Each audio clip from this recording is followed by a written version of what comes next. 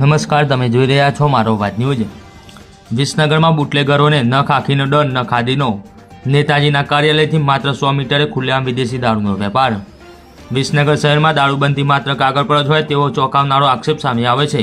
સૂત્રોના જણાવ્યા મુજબ શહેરમાં કેટલાક બુટલેગરો એટલા બેફામ બન્યા છે કે તેમને ન તો ખાખીનો ડર રહ્યો છે અને ના તો ખાદીનો। સોશિયલ મીડિયામાં વાયરલ થયેલ વિડીયો શહેરના પ્રતિષ્ઠિત નેતા ઋષિકેશભાઈ પટેલનું કાર્યાલય જ્યાં આવેલું છે તેના નીચે અને માત્ર 100 મીટરના અંતરે એક બુટલેગર એક્ટિવા વાહનમાં વિદેશી દારૂ ભરીને ખુલ્લેઆમ વેપાર કરતો હોવાનું સૂત્રો જણાવી રહ્યા છે। દિવસ દાઢે ચાલતા આ ગેરકાયદેસર ધંધા સામે પોલીસ તંત્ર મૌન સાધીને બેઠું હોય તેવા સવાલો ઉઠી રહ્યા છે। સ્થાનિકોમાં ચર્ચા છે કે આ બુટલેગર કોનો દારૂ વેચે છે અને કોના આશીર્વાદથી આ વ્યવસાય ચલાવી રહ્યો છે તે સમગ્ર વિસનગર જાણે છે, છતાં આજ દિન સુધી કોઈ કડક કાર્યવાહી ન થવી અનેક શંકાઓ ઊભી કરે છે।